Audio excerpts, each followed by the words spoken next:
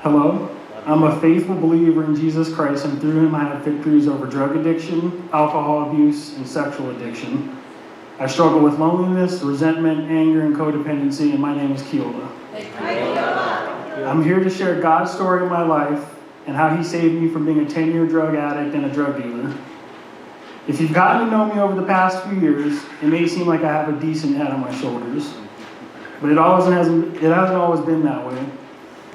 There are two things I'm heavily passionate about, and that's my family, in particular my son, and my home in Hawaii. I miss my son more than anything, and I also miss my hometown, but it's the darkest place I've ever been.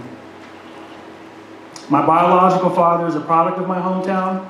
He was a drug addict himself, and in 1994 he overdosed on meth while taking sleeping pills, which caused his breathing to stop. I don't know all the details, but he was rushed to the closest facility and resuscitated some time later. And because his brain didn't receive oxygen for an extended length of time, he became a permanent vegetable. He's been like that since 1994. I never really got a chance to know him, but God blessed me with my father, Bill. My dad would eventually serve in the military for around 30 years. When I was 7, he was stationed here at Fort Carson. I didn't know it then, but I believe if that didn't happen, I would never understand what life outside of an island could be like. Where I'm from is a blue-collar community, and there's only one road in and one road out. A lot of us hustle, doing things like dealing and gambling, and my mom knew this, and she wanted a better life for me. So when my dad was stationed here when I was 7, it made perfect sense. I lived here from ages 7 to 18, and spent a lot of my summers back in Hawaii.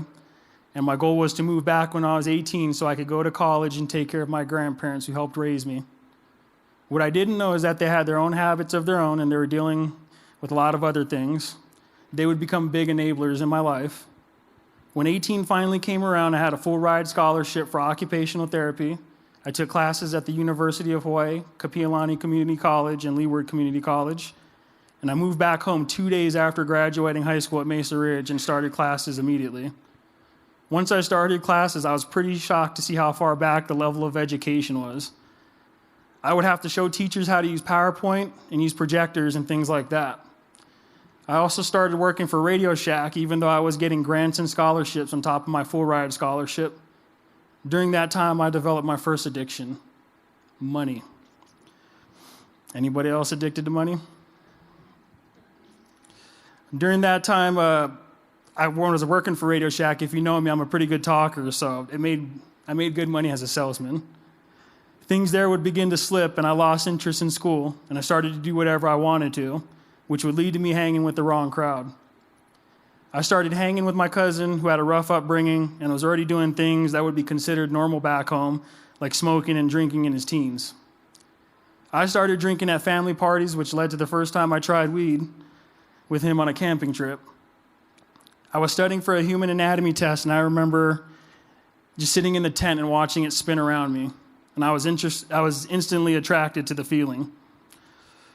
As a child, I opposed and despised all of this because of what drugs have done to my family and other Hawaiians. Yet I still let the habits stick a foot in the door. Once I started to party, I didn't start light. I'd buy weed and alcohol almost daily. Around that time, I met one of my closest friends, and I started going over to his house with my cousin after work or school. I'd start the night off with a case of beer, an eighth of weed, and a bottle of hard liquor. More and more people would start to hang out because I was providing a party every night. For fun, we'd go to the park and play basketball, where I would meet what would become my eventual gang. I can't explain it, but we became close quick. I stopped attending school, and I didn't care about work. One night, I remember hanging out with my friends, and we took a drive to the end of the island to smoke and drink. One of my friends thought it would be a good idea to lace the joint with crack cocaine, and that would be the night that changed my life forever. It started as a nightcap after partying, but then it became a social drug for me and many of my friends. A lot of my friends noticed how much money I had and I was making and convinced me to start selling the drugs I was doing. And to be truthful, it didn't take much convincing because I already knew people that were doing it anyways. I transitioned from work and going to school into partying and doing drugs. I started selling weed, but next thing you know, I was selling powder cocaine, crack cocaine, meth, and any type of pill you could get your hand on, especially opioids. I was the center of attention to a lot of people, and that pumped my ego. I honestly felt like a celebrity in my community. I never had any true responsibility for the first 5 years out of high school. And while this was going on, I had an uncle who spent most of his adult life battling a meth addiction. Once he became sober, he started selling meth, but at a much higher level. We became known pretty well on our side of the island. I never stopped to think. I went from being a clean person on a full ride scholarship and working to a drug doer, a drug dealer, a liar, and a rotten person.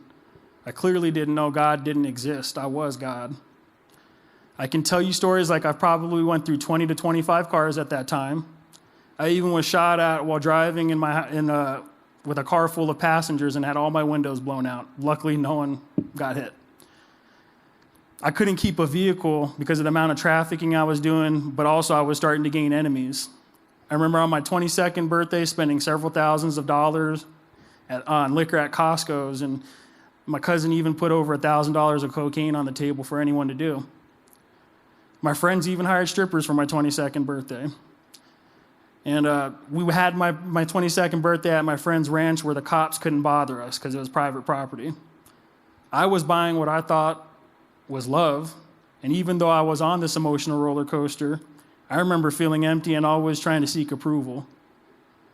I would then seek relationships with women and started sleeping around.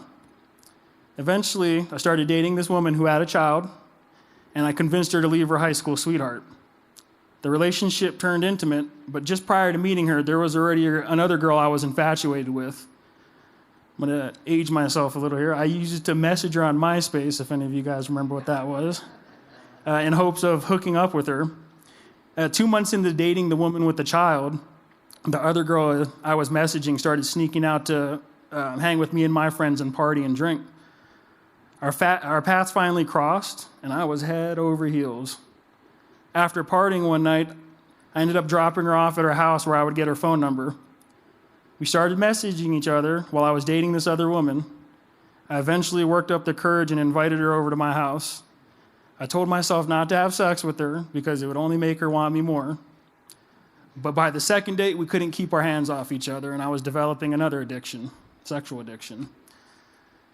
While this was going on, I remember thinking I was the man, dating 2 women and having sexual relationships with both. I was sleeping around with girls at the party scene.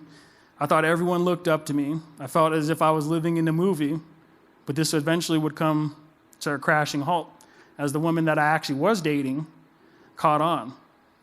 Everything in my life at that point was moving super fast, but then on December 28, 2009, the uncle I had mentioned earlier was murdered. Everyone in my hometown knew it was a setup, and the cops didn't care. This would be one of the darkest times of my life.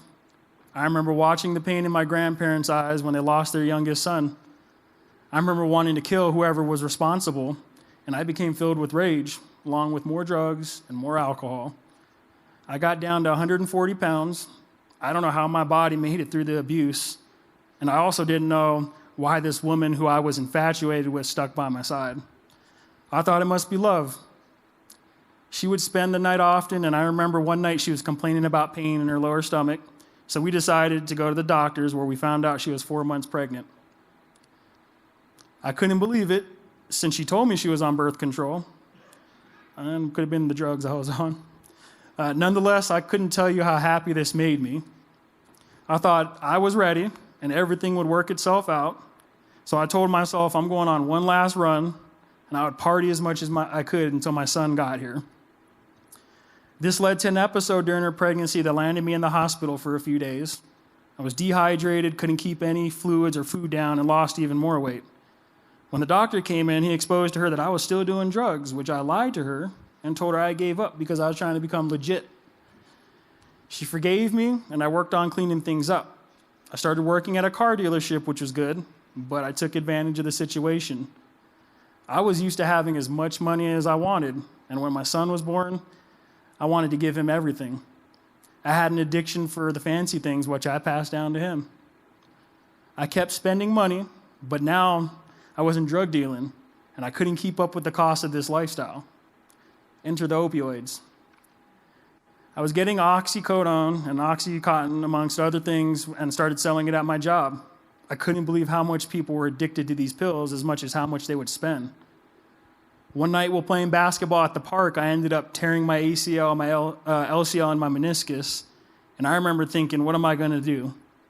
The doctor recommended a knee surgery or knee replacement that I ended up doing because there was nothing holding my knee together, and it wouldn't heal on its own.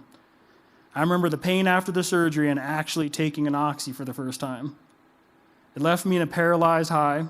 I was laying on the bed and my legs were hanging off the side, and I can remember not having any control over them. I was scared. I didn't like the intensity of the high, so much so that I started smoking weed again to deal with the pain. I then somehow convinced my girlfriend into letting me sell it again. She still had no idea about the pills.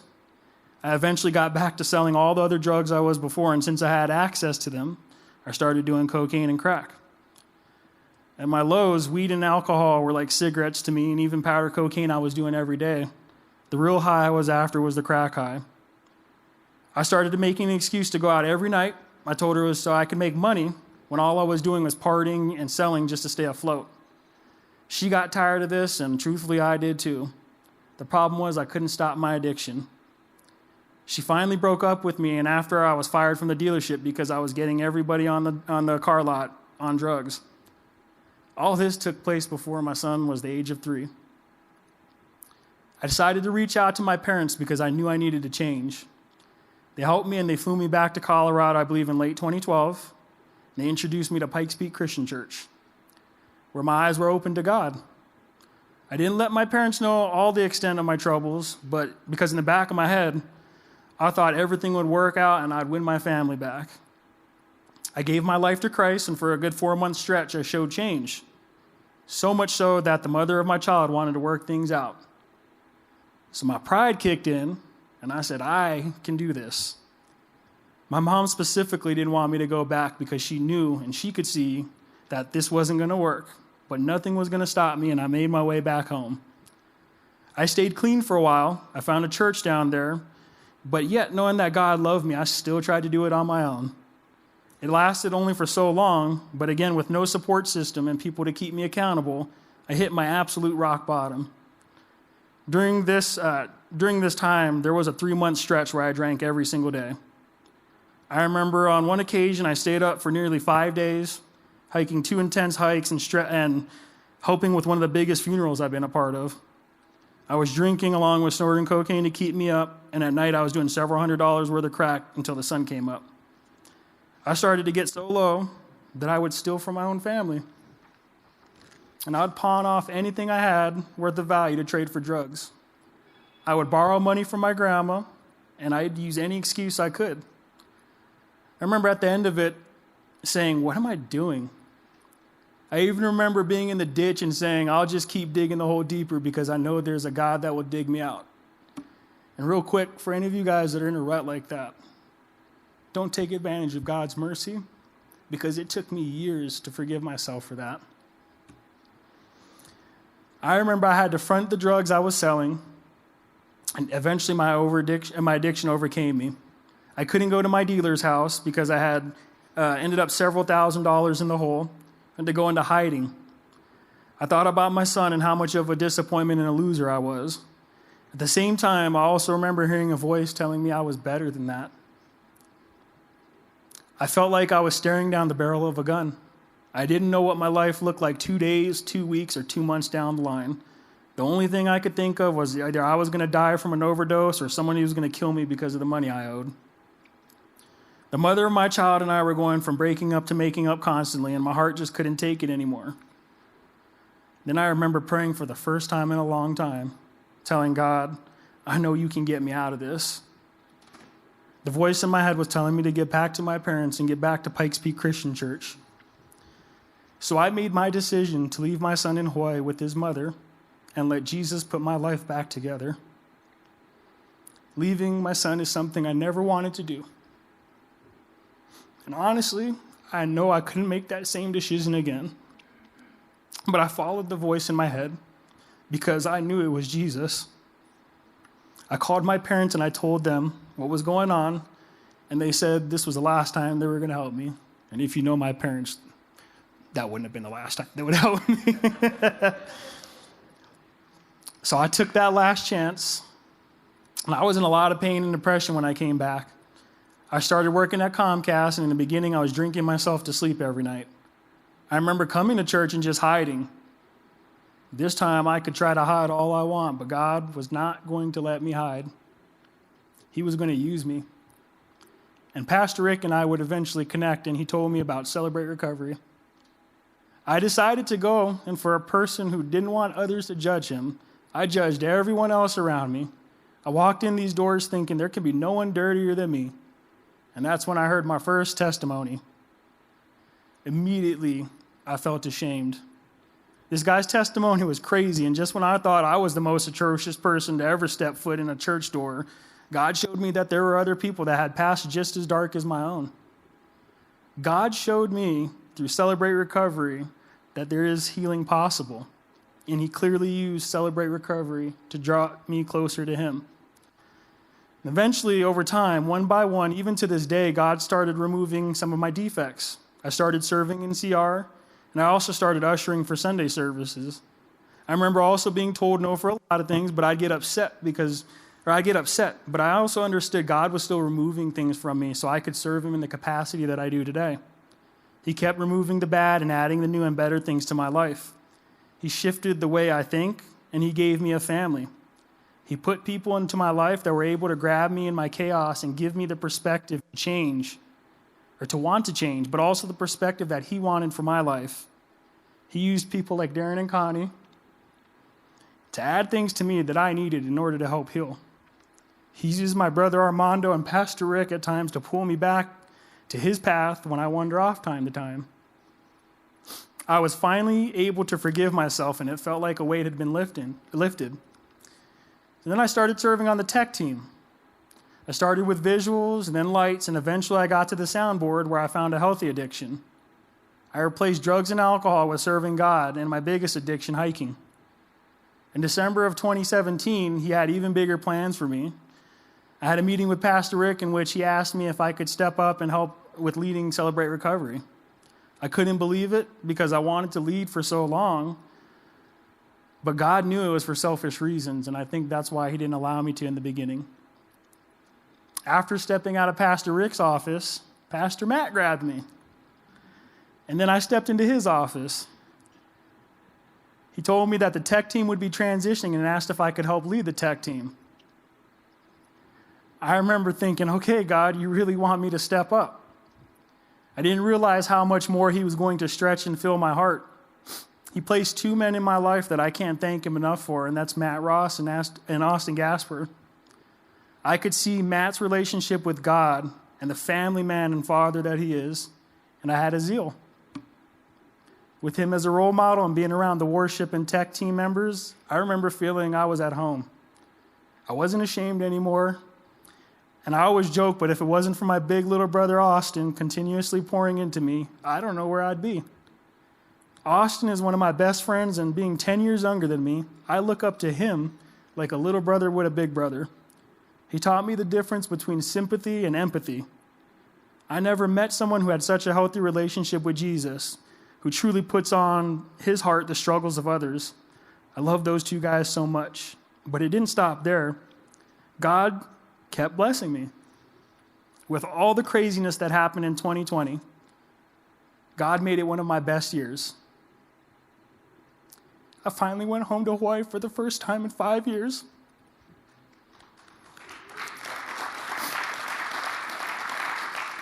And I went down there with the expectations that the trip was just for me and my son. And although that was a part of it, there was much more. I got to make amends with almost everybody. I didn't realize how much of a gaping hole I left in others' lives, as well as how much healing I received from being able to look them in their eyes and apologize. I got to look my grandma in the eyes, the person I took the most advantage of, and I got to give her a real apology. And she got to see that I wasn't the same Keola that left. I was also able to tell my ex-mother-in-law sorry. And I got to hug her, which meant the world to me. I was even dropped off at the airport by my son and the mother of my child, where I had the chance to look her in the eyes, the woman I spent 6 years with lying, and I got to apologize. I got wrecked in the best way possible.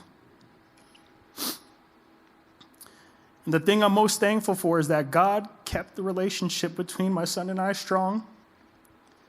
One of the things I feared the most was that he would resent me for leaving. The whole time I was there, he stayed with me. And before going, I had even some selfish thoughts of going hiking and doing things that I enjoyed.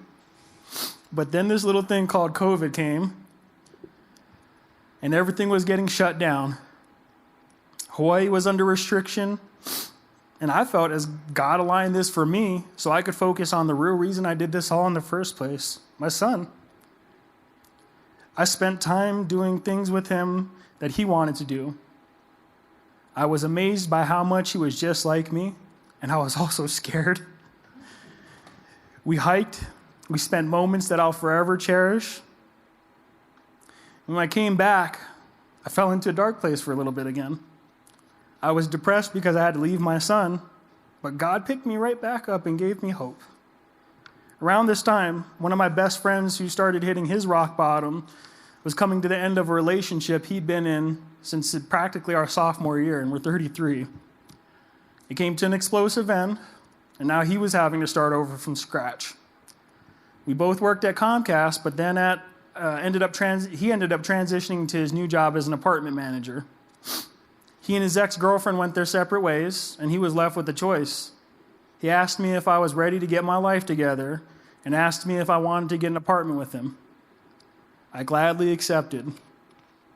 For a person in their late 20s and early 30s, that messed with my head. I lived with my parents. Not that my parents are great. I love them, but being 20 in your late 20s and early 30s and still living with your parents is probably not ideal, right? I'm thankful.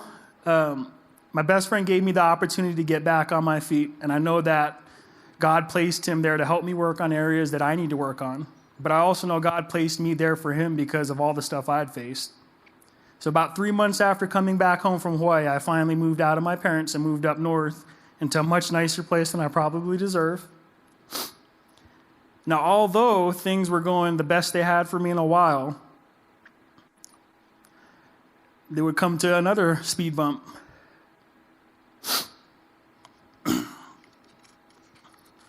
I encountered some hardships towards the back half of 2020.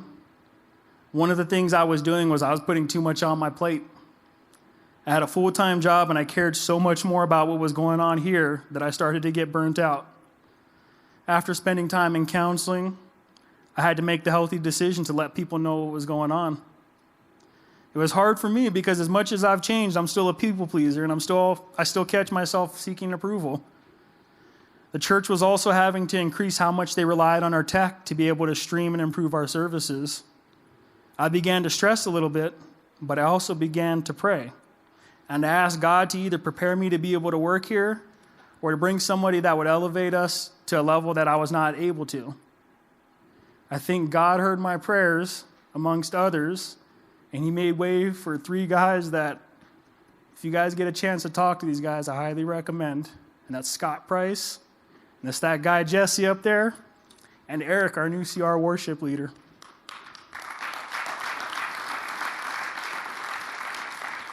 I thank God for the hearts of these men, and I began to get some relief. But then I hit another small speed bump, and I got COVID. COVID kept me in bed for 2 weeks, and I wasn't able to do anything. It also meant I wouldn't be making as much money because I work on commission as well. I just kept praying. Then in December, I lost my Uncle Billy, who was 90. And on New Year's, I lost my Uncle Kape, who had been battling a rare cancer for 8 years. Through it all, I had a lot of you guys to help comfort me. I was also starting to receive word that my grandpa wasn't doing well. My mom and sister went back home to help my grandparents, and they're still here. I got a text Wednesday night that my grandpa hasn't eaten in 4 days. His feet are swollen. He's under 100 pounds. And I began to break down. I had a rough time going to sleep, but I kept praying. I left it in God's hands. I kept it simple, and I read Psalm 23. The Lord is my shepherd. And I'll let you guys, if you don't know, go look the rest of it up. I shared on my Instagram and Facebook what was going on before I went to sleep and how stressed I was because I didn't know if I was going to be able to be back home soon because I didn't have my finances together and all the overtime Comcast offers in January was taken away. I woke up Thursday morning, yesterday, to a message from a longtime friend from high school asking me what airport do I usually fly into when I go to Hawaii. I told her the name of the airport, and she said she would pay for my trip. And if you guys want to talk about miracles, if you guys want to question if God is real, I'm living and standing proof that God still performs miracles even in 2021. My whole life is a testimony and a testament to the grace and mercy of God. I thought, how do I respond to such generosity? So I told her whatever I could do to pay her back or show my gratitude, I would gladly do. And this is her exact response. No worries, Keola. No need to worry about doing anything to make it up. I'm just honored I can be a vessel to God to bless you. He gets all the glory in this. Which brings me to what I want to leave you with. God has a story for you, better than anyone you could ever write. If you're coming here and you don't have a relationship with God, or you feel like you're just going through the motions of life, then it's time to get outside the comfort zone. If I had any advice for you, it would come from Matthew 6:33. But seek first the kingdom of God and his righteousness, and all these will be added to you. You see, my purpose is not my purpose anymore. It's God's purpose. And through the love of the members of this church and through the Almighty God himself, he showed me that there was a better way. In my eyes, I went from being a deadbeat dad, a drug addict, and a person who would steal from his own family, but that's not what God saw in me. God knows we can't do this on our own. It's in our weakness that his strength is put on display. I started serving here years ago in any way I could just to be closer to God. I did things like cleaning the toilets. I've done things from like Night to Shine, VBS, Fuel, Jingle Jam, Reengage, Men's Breakfast, Sunday services, Celebrate Recovery, you name it. And I don't tell you that to be boastful, but it does bring my heart joy to know that I've been able to serve God. I share this with you because if Jesus could save a wretch like me, think about what he could do for you. If Jesus would voluntarily give his life for our sins, if Jesus left the 99 for the one, think about what he wants to do for you. Whether you need forgiveness or to forgive someone, whether you need healing, you need God and you need community. We're not meant to walk alone. We're meant to be in relationship with others. Don't hold yourself hostage for the sins that Jesus gave his life for. Recognize that he has the power to help you heal. In Celebrate Recovery, we follow the 12 steps and their biblical comparisons. The season I'm living in, or the step I'm living in, is step 12. Having had a spiritual experience as the result of these steps, we try to carry this message to others and practice this principle in all our affairs. The scripture that goes with that is Galatians 6:1. Brothers, if someone is caught in sin, you who are spiritual should restore them gently. And I use that word gently. I want you guys to hear that. You should restore them gently, but watch yourself, or you may also be tempted. What I didn't realize was that all the people God put in my life, my mom, my dad, the pastors here, my new brothers and sisters, you guys sitting in front of me, were doing exactly as it says. You guys were all gently restoring me. And now he's called me to do the same. My story might only impact one person, and that's fine. The reason I'm standing here before you is because of a prayer I made in 2015. But now I have a new prayer, and my new prayer is that if you haven't surrendered your life to Jesus, you don't wait another minute. I pray that you guys give your life to Christ if you haven't done it already. Because someone in here has a testimony that God wants to use. There's a table that he's prepared for you. All you have to do is bring your empty cup to the table, and God will do the rest. Keep coming back because it works if you work it. To God be all the glory, and thank you for letting me share.